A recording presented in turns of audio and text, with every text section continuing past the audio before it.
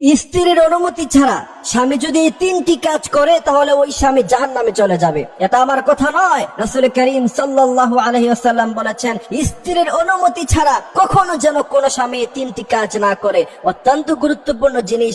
এক নাম্বার, কোন স্বামী যদি স্ত্রীর অনুমতি ছাড়া এই কাজটি করে, যেটা আমার দেশে অহরহ ঘটে যাচ্ছে, আমরা খেয়ালই করছি না, অথচ এর জন্য তাকে আল্লাহর কাছে জবাবদিহিতা করতে হবে এবং আল্লাহ সুবহানাহু ওয়া তাআলা তাকে এই কারণে জাহান্নামেও দিয়ে দিতে পারেন। প্রথম নাম্বার কি? প্রথম নাম্বার হলো, বিয়ে করার পরে মোহরানা আদায় করার আগে স্ত্রীর গায়ে স্পর্শ করা যাবে না। কথা বুঝেন? মনে করেন আপনি বিয়ে করেছেন আজকে, এখন আপনি তো মনে করতেছেন যে আপনার স্ত্রী আপনার জন্য হালাল না।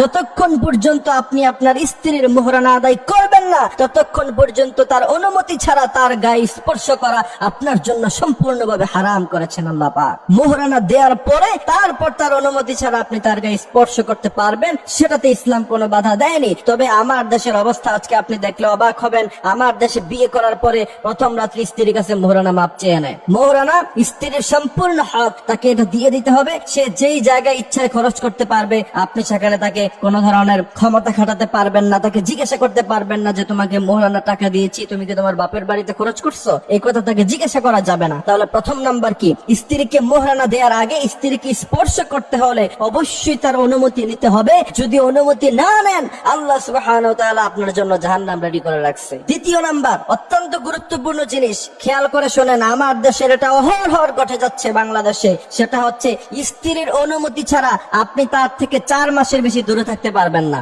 এখন আমি যদি এই কথা বলি, আমাকে তো অনেকে গালাগালি শুরু করে দিবে যে হুজুর কি বলে। ওমর রাদিয়াল্লাহু তাআলা আনহু আইন করে গিয়েছিলেন। ওমর রাদিয়াল্লাহু তাআলা আনহু বলেছেন, যে ব্যক্তি স্ত্রীর অনুমতি ছাড়া 4 মাসের অধিক সময় স্ত্রীর কাছে না থাকে এবং স্ত্রীর হক সে নষ্ট করার কারণে তাকে বিচার কার্য ফয়সালা করা হবে, তাকে কাঠগড়ায় দাঁড়াতে হবে এবং তাকে জবাবদিহিতা করতে হবে। প্রিয় ভাইয়েরা আমার, সেক্ষেত্রে আপনি যদি স্ত্রী থেকে অনুমতি নিয়ে 4 মাস নয় 4 বছরও আপনি বিদেশের বাড়িতে থাকেন, সেক্ষেত্রে ইসলাম আপনাকে কোনো বাধা দেয়নি। তবে সেক্ষেত্রে স্ত্রী থেকে অনুমতি নিতে হবে।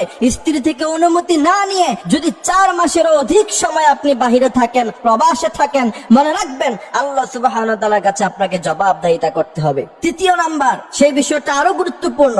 অনেকে মনে করে স্ত্রীর যা আছে সব হচ্ছে স্বামীর, সে তার থেকে অনুমতি ছাড়া ইচ্ছা মতো খরচ করে। মনে রাখবেন, স্ত্রীর নিজস্ব সম্পদ থেকে যদি আপনাকে খরচ করতে হয়, অবশ্যই তার থেকে অনুমতি নিয়ে তারপর ব্যবহার করতে হবে। যদি তার থেকে অনুমতি নিয়ে আপনি ব্যবহার না করেন, তাহলে এটা চুরির শামিল হয়ে যাবে এবং আল্লাহ সুবহানাহু ওয়া তাআলার কাছে আপনাকে জবাবদিহিতা করতে হবে। অনেকে মনে করে স্ত্রীর যা আছে সব তো আমারই। হ্যাঁ আপনার, তবে তার থেকে আপনাকে অনুমতি নেওয়া লাগবে এবং স্ত্রীকেও খেয়াল রাখতে হবে আপনার ভরণ পোষণের যে সমস্ত জিনিস দরকার তা ব্যতীত যদি স্বামীর কোনো জিনিস আপনাকে ইউজ করতে হয়, তাহলে অবশ্যই তার থেকে আপনাকে অনুমতি নেওয়া লাগবে।